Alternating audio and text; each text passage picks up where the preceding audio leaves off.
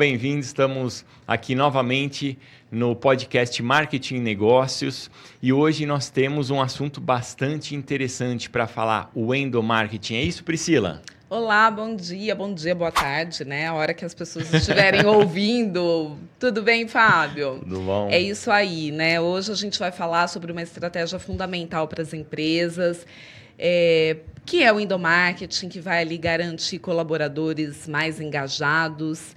E para falar sobre esse tema tão interessante, a gente tem uma convidada muito especial. Deixa eu pegar aqui minha colinha. Ela é diretora executiva da Expertise Gestão de Pessoas e Tríade Vagas. Ela tem experiência de 20 anos em gestão de pessoas como psicóloga e professora universitária.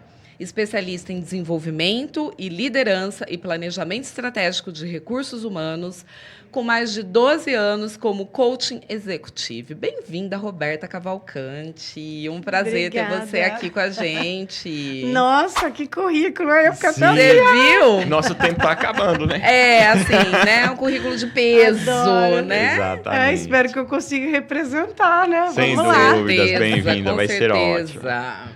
Mas vamos lá.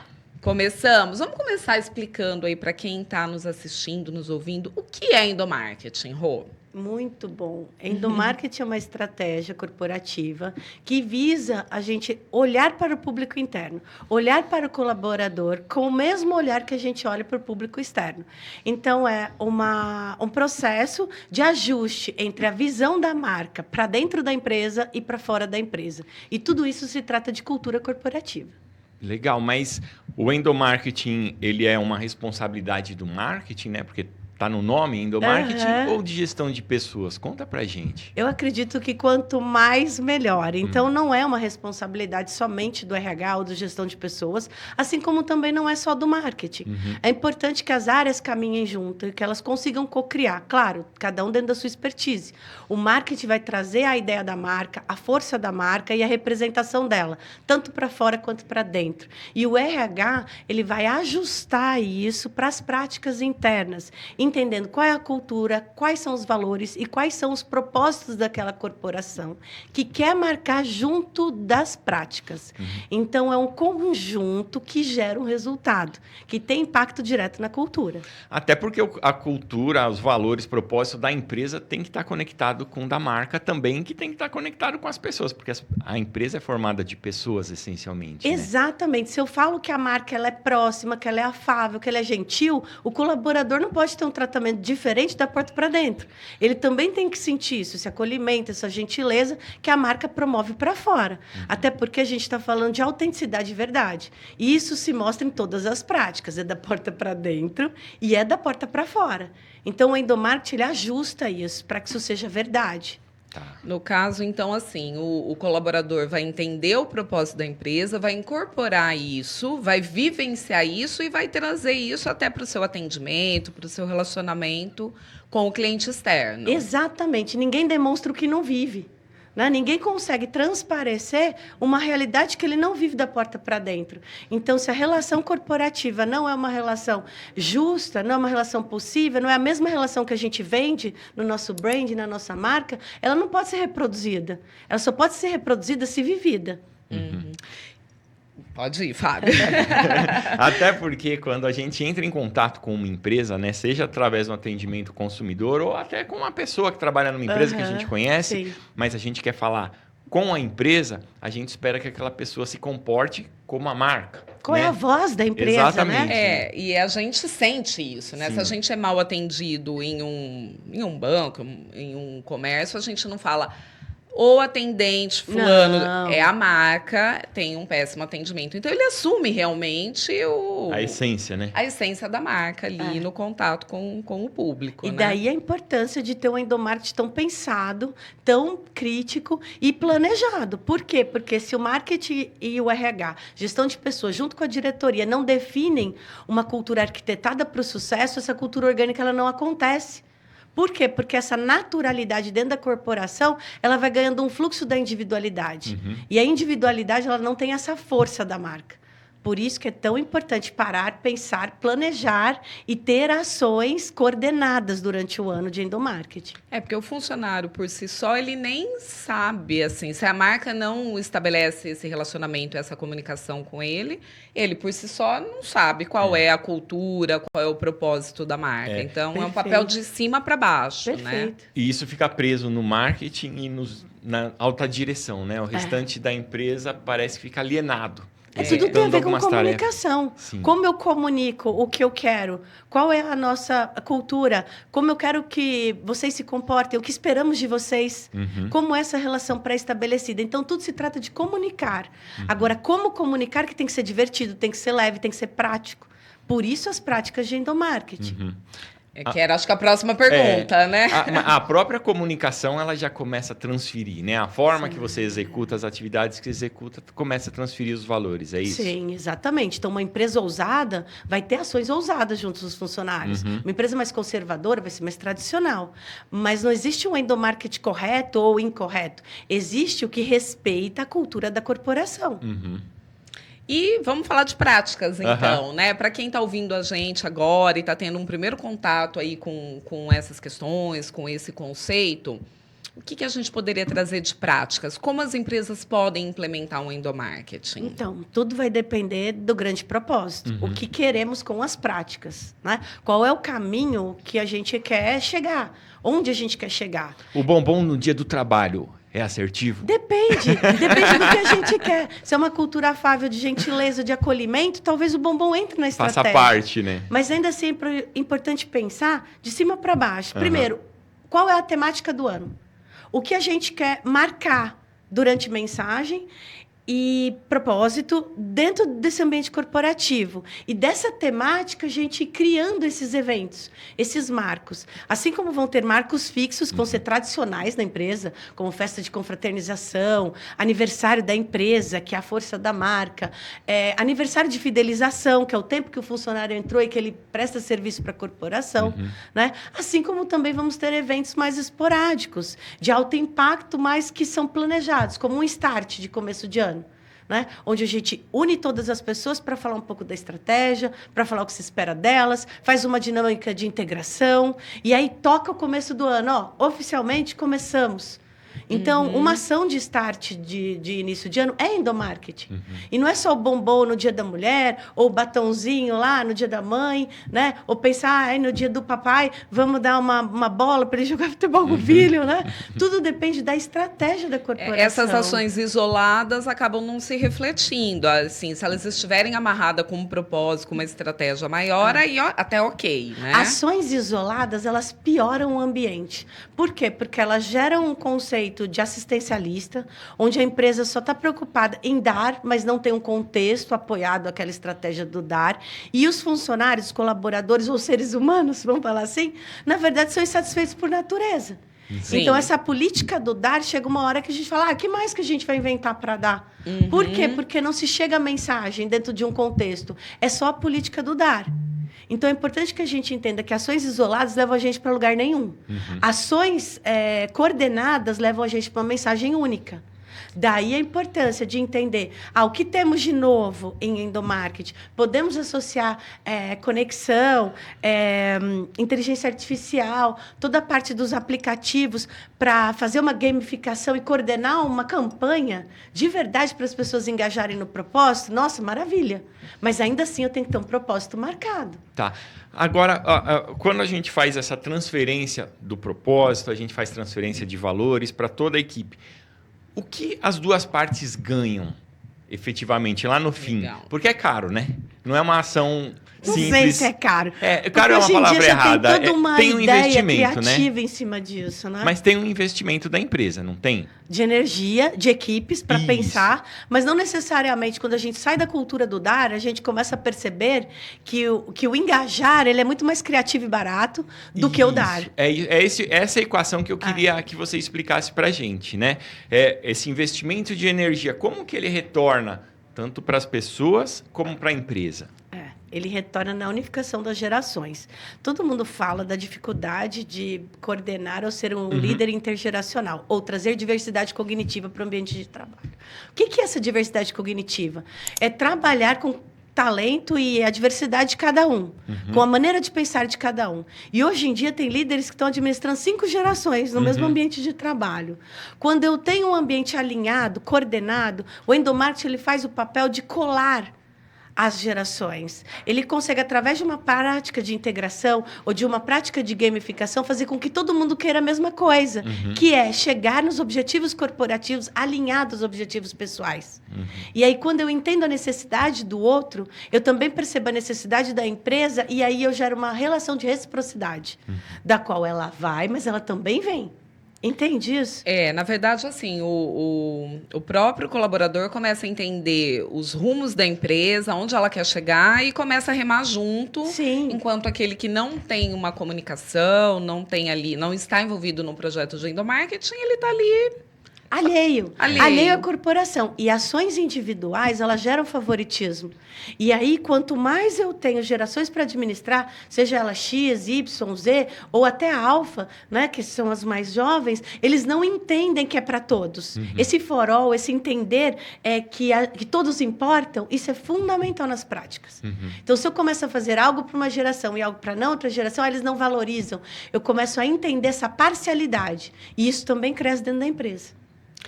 E a questão da produtividade também tem um impacto na produtividade do colaborador quando ele se sente integrado? Porque eu acho que ele também passa a se sentir integrado mesmo, assim, eu faço parte o engajamento, disso, engajado, acho que é essa a gente fala muito no engajado no Instagram, na rede social, né? Vamos sair da rede social e trazer para...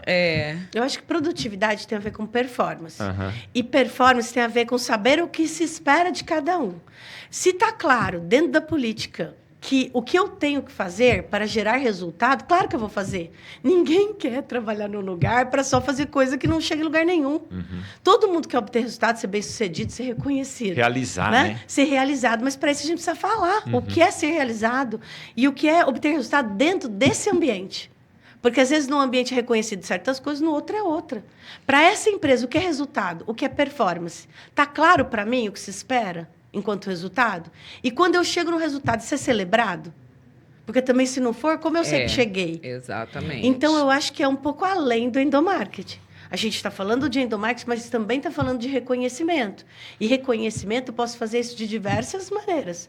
Né? Com remuneração, com campanhas de celebração, assim com rankings empresariais, mas ainda assim é um componente prático de técnica de política de RH, e não necessariamente endomarketing. Né? Mas ainda assim fala de comunicação, clareza e plano de negócio. Você sabe que eu tenho até um case, assim, uma vez eu estava falando disso em sala de aula, sobre reconhecimento, acho que eu estava até falando sobre endomarketing. E aí eu estava falando que cada pessoa, cada grupo de pessoas tem um componente diferente de reconhecimento, né, de motivação. Sim. Né? Porque assim, quando a gente fala isso... Né? Normalmente, os empresários acham, vou ter que pagar mais. Vou ter que gastar mais para motivar, para reconhecer. E não necessariamente. E naquela sala, eu falando sobre isso, e aí, assim, 80% dos alunos falaram, olha, o que me motivaria muito era, e não tinha nada a ver com dinheiro, era um equipamento melhor para eu trabalhar. Sim, recursos, né? Era uma folga... no sábado. Sim. Era um reconhecimento de ser o melhor, não.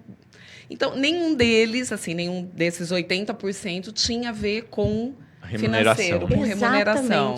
Nessas perguntas todas de pesquisa, principalmente do GPTW, que é do Great Place to Work, quando a gente chega nos resultados máximos, eles explicam que as pessoas ficam nas empresas pela sensação de oportunidade de crescimento. E essa oportunidade de crescimento não necessariamente é todo mês subir o step remuneratório. É se sentir que está crescendo, sentir que está sendo desafiado, que está aprendendo, que está tendo oportunidade de aprender coisas novas, de lidar com equipes diferentes. Ver experiências, né? Exato. E as pessoas entendem que é só remuneração. Às vezes até o empresário tem essa percepção.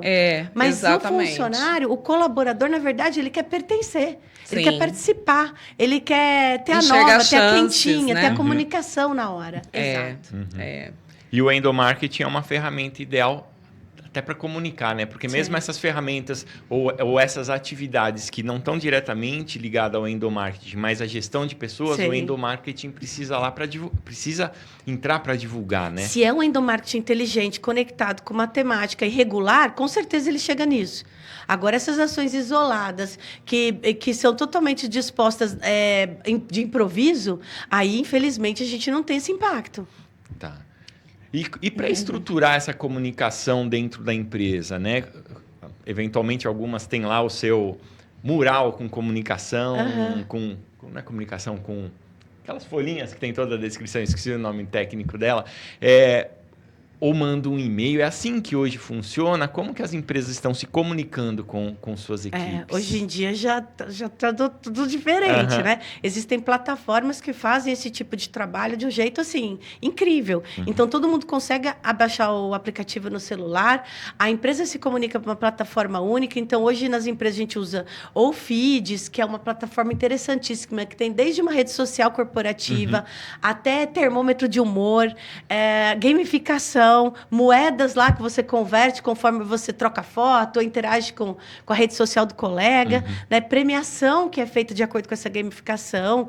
Não só o Feeds, mas o Culture Rocks também faz isso muito bem, o Smart Leaders. Então, são ferramentas das quais, hoje, como é tudo web, é muito mais em conta. E aí a gente concentra toda a comunicação num único lugar. Tá. E dessa comunicação, os eventos vão acontecendo e vão sendo publicados, acompanhados, e também com eventos presenciais. Então, existe uma porção presencial e existe uma comunicação de massa virtual. Ô, Rô, você falando desses grandes aplicativos que, assim, tem multifuncionalidades, dá a impressão que endomarketing é só para empresas grandes. Nada. Empresas pequenas, com número menor de funcionários. Também cabe tudo isso que a gente está falando para elas. Também cabe. Por quê? Porque hoje os aplicativos eles trabalham com o número de usuário. E existe aplicativo, inclusive, gratuito. Se a gente olhar aplicativos de saúde e de acolhimento, como o Zen Club, aquele Inside Timer, o Calm, eles são gratuitos. A gente consegue trazer uma plataforma ali. Tem, claro, uma parte paga, mas tem já uma gama gratuita que você consegue fazer grandes coisas ali na plataforma. De disponibilizar meditação, mindfulness, momento empresa indica, e aí às 8 da manhã todo mundo vai fazer afirmações positivas, né? Então, não necessariamente a gente precisa sair do orçamento alto. E começar, acho que pelo começo, que é entender qual é o propósito da empresa, como que esse propósito pode ser comunicado, envolver os funcionários. Né? Até uma prática dessa, né, de uma prática de meditação, de qualidade de vida, de saúde mental, ela também vai estar ligada ao propósito da empresa. Né? Geralmente a gente faz isso para uma área que precisa de descompressão, ou mesmo para as pessoas que se sentem, né? Hoje em dia, saúde mental é um assunto urgente. Sim. Sim. E as empresas aqui de Prudente, da nossa região?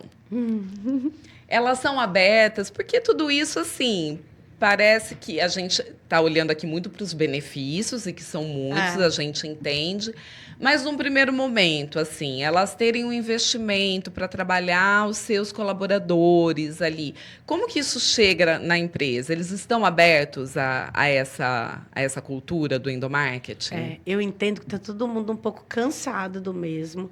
E que, olhando o desafio que a gente tem da questão até do gerenciamento das gerações, né, as pessoas querem entender o que a gente pode fazer de diferente e novo.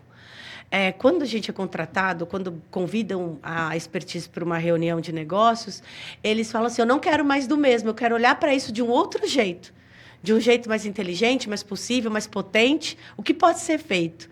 E aí, quando a gente faz o diagnóstico inicial, que é entender as necessidades das pessoas que trabalham naquela corporação e combinar isso com a cultura desejada, onde a gente quer chegar, a gente percebe que não é tão difícil, tão complexo. É o contrário. É na simplicidade que a gente aplica uma prática que tem efetividade.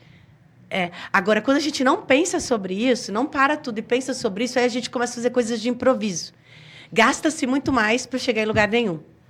Né? Então, eu percebo que existe uma abertura. Nós estamos no tempo da abertura. As pessoas querem saber diferentes coisas. A gente chegou num momento do empresariado que as velhas coisas não estão levando a gente para frente. A geração Z nos provoca. A inteligência artificial nos provoca. A gente precisa usar esses recursos para potencializar a parte humana e não para negar a parte humana, né? De pessoa para pessoa. Só que a gente precisa aprender a fazer isso de novo.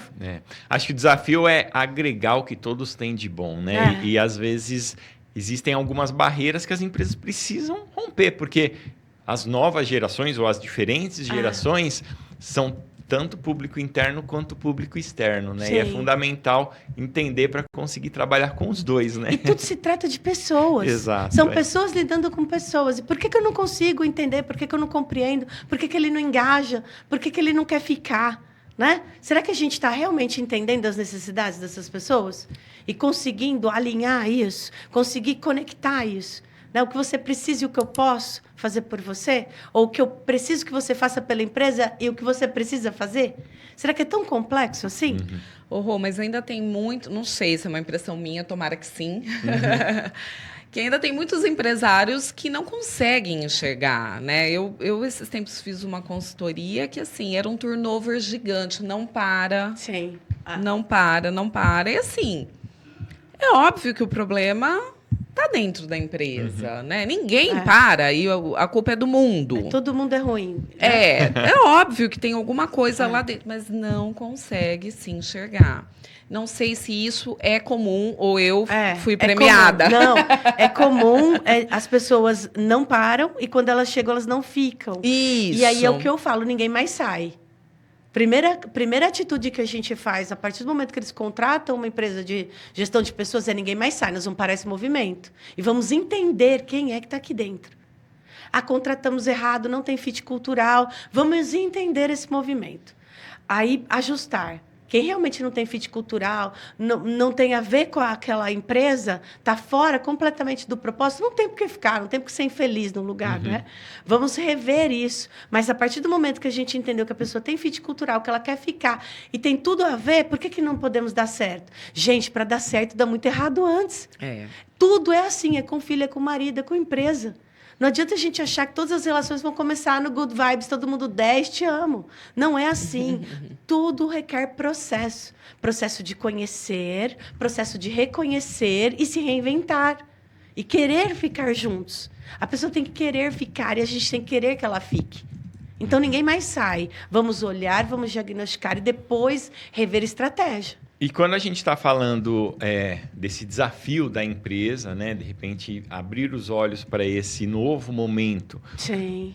Qual que é o principal ponto que a empresa precisa ter? É a vontade? É dispensar energia para isso? Reservar um tempo? Qual que é o ponto? A resiliência. A gente precisa aprender a insistir nas coisas. Eu acho que um legado que a pandemia deixou para a gente é isso, do não esforço. Eu não preciso me esforçar. Não preciso me esforçar nas relações. Não preciso me esforçar em olhar no olho e chamar para conversar e tomar um café. Eu não preciso me esforçar porque eu posso fazer online, posso contratar alguém remoto, posso fazer híbrido, posso de vários jeitos. E não é assim. Eu acho que esse legado que a pandemia deixou precisa ser revisitado. Precisa ser olhado com muita atenção e com muito afinco. Porque essa questão da resiliência de fazer dar certo depende de todo mundo.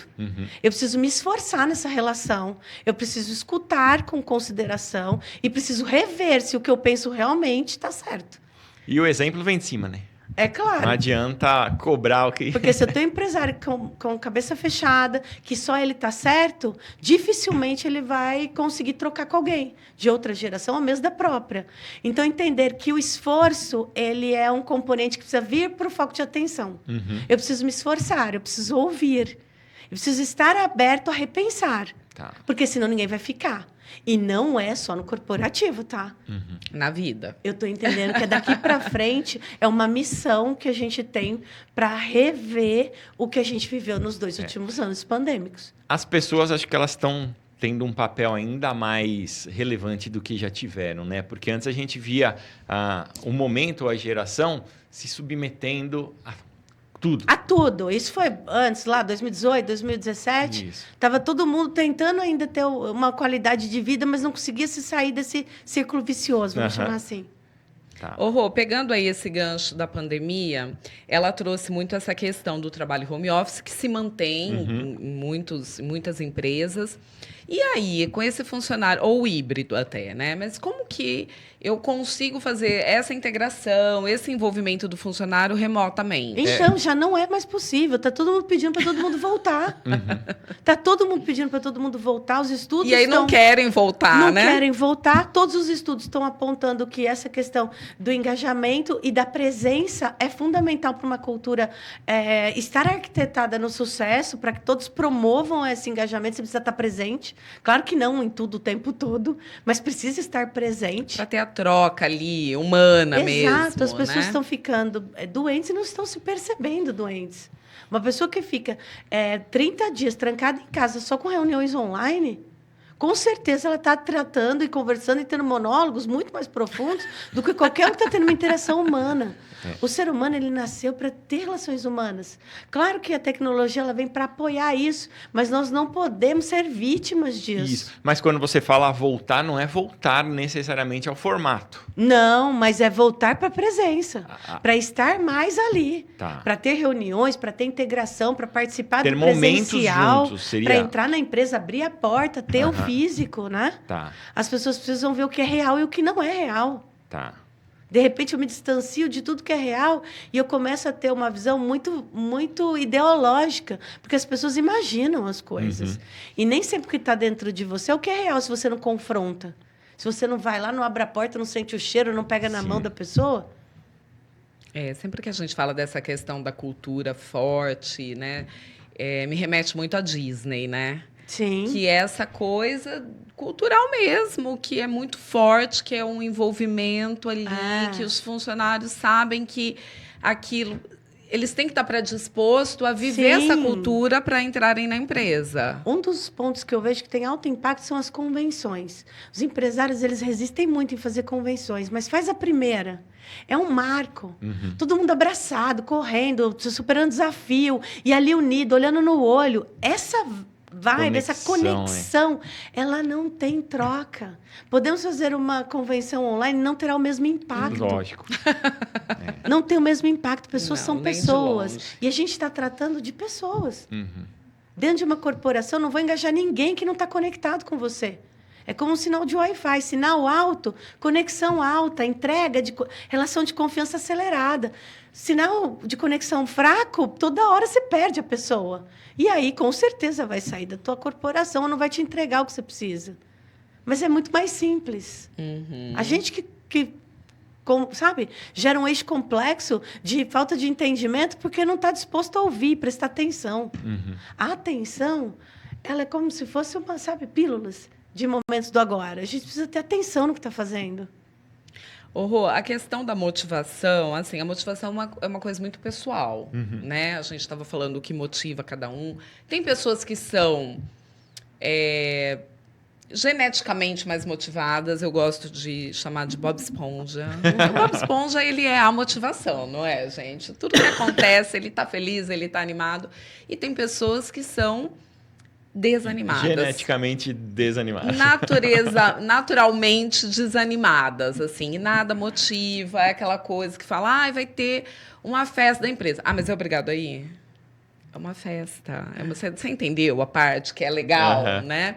Então, o endomarketing também tem que lidar com esses dois pontos distantes ali e achar um caminho para tentar levantar a bola do que não é tão motivado e fazer o mais motivado contaminar os outros, é isso. Eu penso um pouco diferente. Eu acho que todo mundo tem uma motivação intrínseca, mas os motivos que levam uma pessoa a fazer algo não são os mesmos que outras pessoas. Então, dentro das empresas, a gente tem uma técnica para fazer isso. Não é orgânico, não é natural. A gente faz um mapeamento de competências e talentos de todos e faz um mapa motivacional, que traça exatamente o percentual de quais são as coisas que alavancam essa emoção positiva e quais são as coisas que destroem. E cada empresa vai ter um componente único.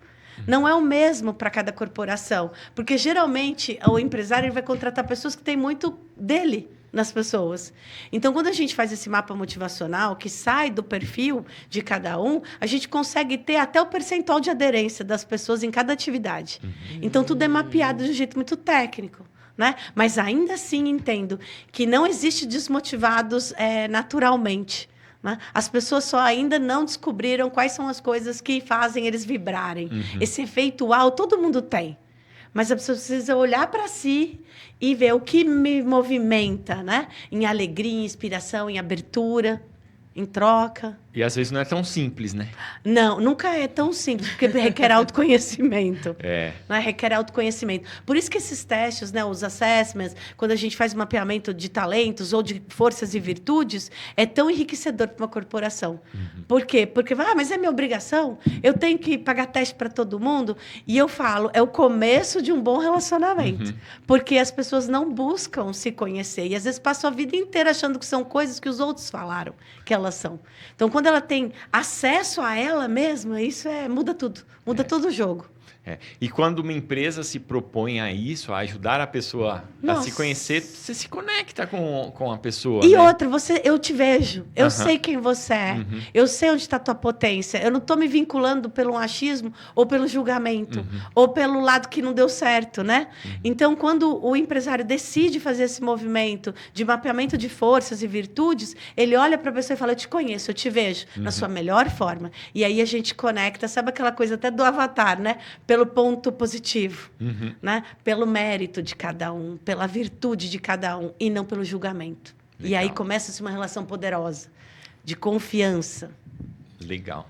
E os empresários que estão nos ouvindo, que estão pensando, preciso disso. Preciso disso. Não conhecia, estou conhecendo, preciso. Por onde começar? Pelo diagnóstico. Primeira coisa é olhar para quem está dentro. Né? Quem são os meus? Eu preciso conhecer quem são os meus e o que eu quero da minha empresa. Depois ajustar isso num plano. Então, eu falo, não tem como ser sniper, não tem como ser assertivo se você não tem um diagnóstico. Se você não conhece as pessoas. Você acha que sabe. E também tem que ter claro o seu propósito, a propósito da marca, porque muitas vezes, não sei também agora se é a minha impressão, às vezes acho nem... que a maioria Por que, não que a tem. gente faz o que a gente faz? Por que eu estou Por que aqui, que essa né? empresa Além de nasceu? ganhar dinheiro. Qual é o grande serviço que ela quer fazer? Qual é a cura, né? Qual é a transformação que ela vai causar? Qual que é a né? dor que ela quer curar? Né? O que ela quer fazer com o mercado? Se eu não tenho essa resposta, qualquer pessoa serve. Sim. Eu acho que esse realmente é o primeiro ponto. A empresa olhar para ela, para o seu propósito e começar a enxergar essa sua equipe ali. Essas pessoas, elas conseguem refletir isso no mercado? Se não, não traz. Eu olho para a minha empresa, eu vejo as pessoas que eu contrato, todas elas têm que ter esse componente humano muito forte, tem que ser genuíno para o bem. Se a pessoa for olhar para o outro e só se conectar com o ruim do outro, desculpa, ela não serve para estar lá. Por quê? Porque nós, dentro da expertise, precisamos transcender, precisamos olhar para o outro e ver o belo. Se eu não tenho essa capacidade, eu não vou conseguir executar o meu trabalho. Então, é importante que cada empresário olhe para a tua equipe e fale, quem são esses? Quem são esses soldados? Eles vão reverberar o quê?